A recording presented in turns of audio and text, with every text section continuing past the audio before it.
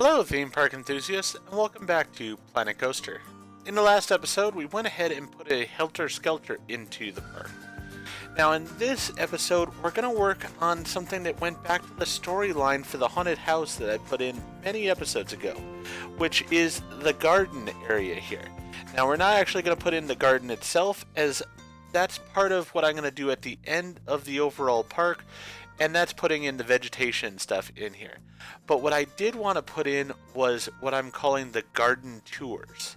So I wanted basically a monorail ride or some kind of slow-paced ride that would go through this garden area and really allow the people to see the beauty of this area and to enjoy the gardens from an overhead perspective.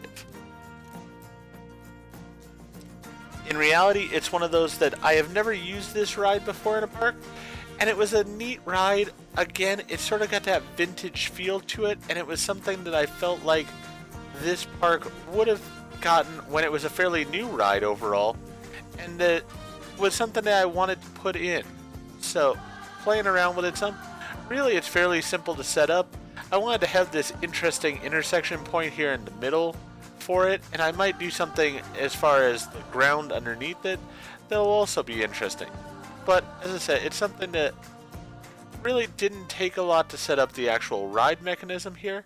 So that's part of the reason that this episode's a bit shorter than some of the others, because overall there's not too much to the ride itself. Really, all I'm going to do here now is just go ahead and actually theme out the station for the ride, put in the entrance and exit, and put in a sign for the ride. I will say though, at least this episode, unlike the last few, I'm actually putting in something that will function in the park, and this is something where the guests can actually enjoy and ride on the ride. So I am pleased with that versus what I have been doing in the last few episodes. While I think that the buildings I've been putting in do add a lot of character and charm to the park, I have been somewhat getting bored with putting in things that are just sort of static, and I did want to put in some more functional pieces here. So I am happy putting this in. I can say in the next episode there's going to be sort of a mix of static and functional. So we'll get a little bit of both, but that's going to be an area unto itself. Here though, as I said, I wanted to put in this building that is going to be completely functional. The entire purpose here, fairly obvious, just to have this ride that, as I said, will just allow people to enjoy a slow-paced tour of the gardens that we have put in.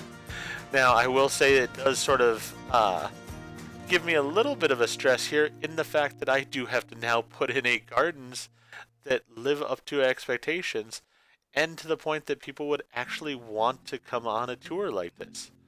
So with that in mind, it does make me a little bit nervous as to how well I can decorate these gardens in the future. But I guess we'll get there when we get there.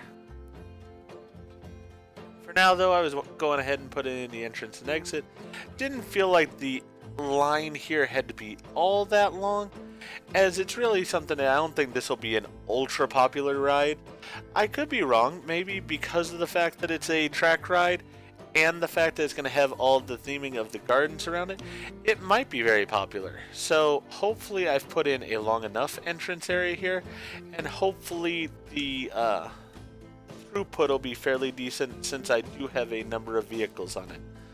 Really, those are things I'm going to have to test and possibly play with once I've sort of got the theming in the area, because until then I really won't know how many people are actually going to go on this ride.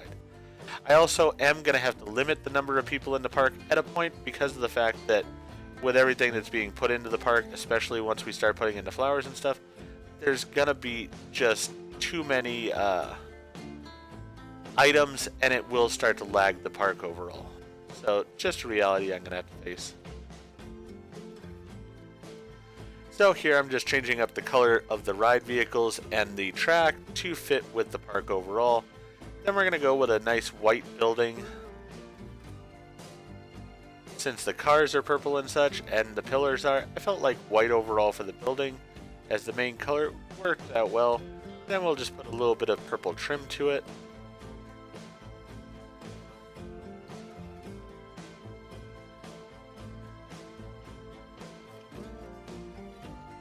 As I said, this would have been one of the earlier rides in the park, so I don't want it to be an ultra modern or ultra detailed looking building, because really that doesn't fit with the overall aesthetic.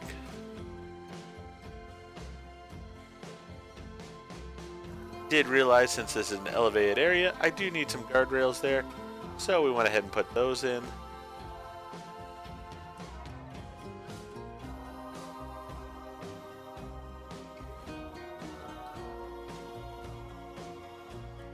We do need lighting in the building, so we're going to go with just a basic beam here. I can't use the longer ones as the building is a little bit too narrow for that.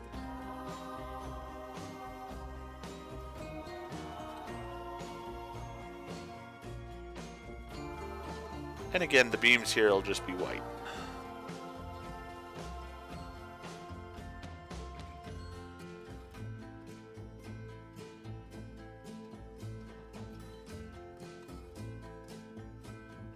Even the lighting in here, I wanted to be a bit more old-fashioned. Just something fairly simple. Yes, they're electric, but they're just a hanging light here versus the embedded lights that I've been doing. As I said, I want this to definitely feel like one of the older attractions in the park, if not one of the very first.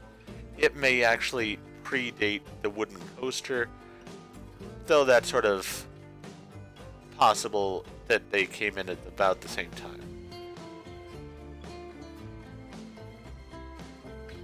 Did have half a mind to use the tin roof for it, but the more I looked at it, it's like I do want this building to have sort of an elegance to it. Yes, it is a very old building, but it would be a building that would be looked after and cared for, and the tin roof just didn't fit with that idea. Unlike, say, the pedal boat house, which is really theming to the park, this isn't theming. This is just actually maintaining a building and keeping it that beautiful look that it would have had. And I mean possibly updating things just a little bit as need be to modernize it. So most likely, you know, when the building first came out, those lights wouldn't have been electric the way they are now. They would have possibly even been lanterns, though I sort of doubt it would have been that old-fashioned. But they wouldn't have been the design that they are now in the electric that they are now. But they would have spent the money and the time to make the lights look old-fashioned and sort of fit the aesthetic of the building. So they only would have updated it as necessary over time. They wouldn't have made huge changes that would have really changed how the building felt. In much the same way here, I just wanted a very understated sort of trim to it. We're not going with the huge beams that I have on a lot of the buildings, because again, it's a very simple and classy building overall.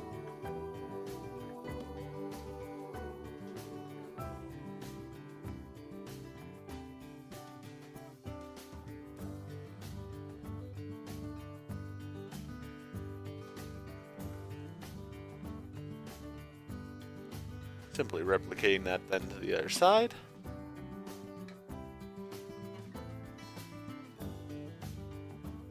And while I do want to make the connection with this building to the rest of the park with some fairy lights and stuff, it's not going to be nearly as over the top as a lot of buildings are.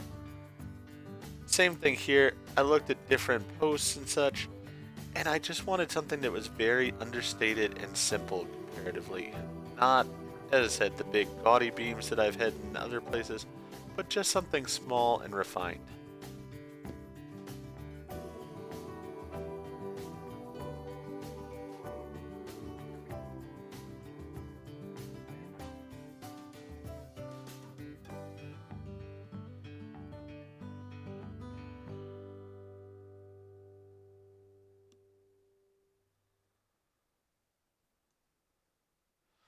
So in a way, while this took a lot less time than I had on, say, the Funhouse, for example, I really actually liked this building a lot more than the Funhouse, because to me, this building, for one, is functional, and that was something that while I thought those other buildings were necessary for the park, it did get very tedious and tiresome to be building buildings that weren't actually being used.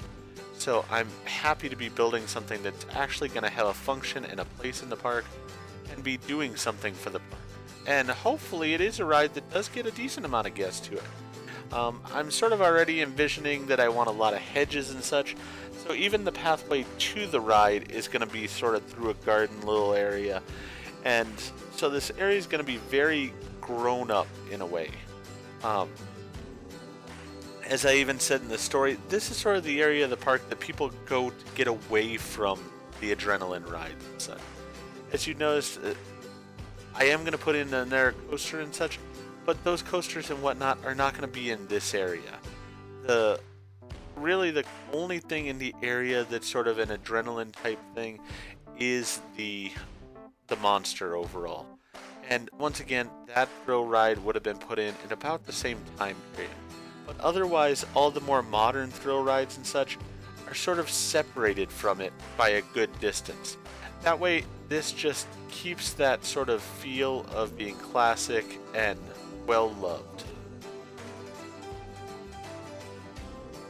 As I said, even the lighting here and stuff as far as fairy lights, very simple, very understated. We're not going with an enormous amount like I did on some of the other buildings. Just going to be on the corners and such. And even the sign, we're sort of going away from a lot of the other buildings. We're not going to have the huge gaudy sign because it just doesn't fit what this building is. So instead, you'll see we do a little bit of a different sign. And for me, the inspiration for that other sign that we're going to do with this building is sort of like a luxurious restaurant.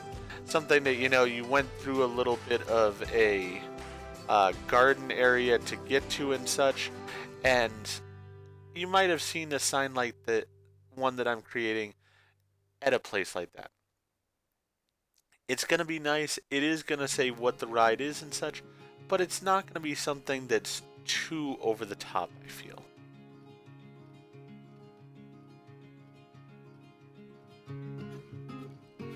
Just trying to get the lights exactly right because I do want them to be very even overall. I don't want them to look like they're sort of grouped together or anything, like off kilter.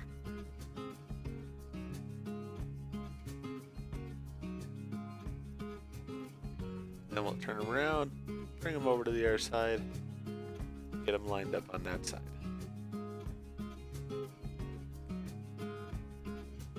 So I'm hoping as you've been watching through these episodes, you're starting to feel like the park is starting to get fleshed out.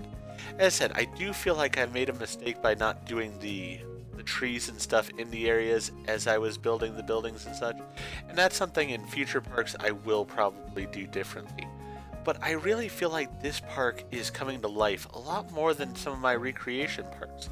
Yes, those were based on real parks and such, but I felt like there was just a lot missing to them. And I feel like this one, on the other hand, I've really sort of put everything in. Everything sort of feels like it's coming together well. And I hope that you're in agreement with that, because it really is a park that I'm pretty proud of overall. I'm still working on it. I've got a few more episodes that I've recorded the footage for, but I still have to do the narration and such for. But I still have, even beyond those, more rides that I plan on putting in. And so with that, it's one that I'm very much looking forward to how the park's going to look in the end. I have a vision in my head, and I'm hoping that what I'm able to create is something in line with that vision. So here, as I said, I did use some different neon I was able to find on the workshop. And I went with neon this time because, as I said, it would be the kind of thing that, yes, it wouldn't have been there originally probably. It would have just had a sign painted with it on it. But when neon became available, they would have put it up there in a way that would have been nice, but sort of still understated. And I also felt that this particular ride, maybe some barriers would be in order because of the fact that just the station's sort of open on the ends here. And I felt like that was a little bit of a safety hazard. So, putting in a little bit of railing here. As I said, overall, I almost feel like less is more with this particular build. I felt like it really sort of came together nicely by just keeping it understated and elegant instead of trying to do way too much with the building. And then here, I just had this idea in the end that I did want some kind of sign here at the front. Originally, I was thinking of putting the sign so that way we had the cohesion. And the letters, the big letters just didn't feel right at all to me. It felt like this ride was somewhat different. As I said, it might have been at the same time period as the Monster, and in a way they were almost competing, that this ride had its own following that was different from what the Monster had. And so I wanted to do something with that. And as I said, I think that I achieved it here. But with that, I'll let you enjoy the final moments of the video. If you enjoyed what you saw here, please go ahead and click that like button. If you've not already, please subscribe to the channel, click the bell icon, so that you're aware when I produce new videos in the future. Thank you,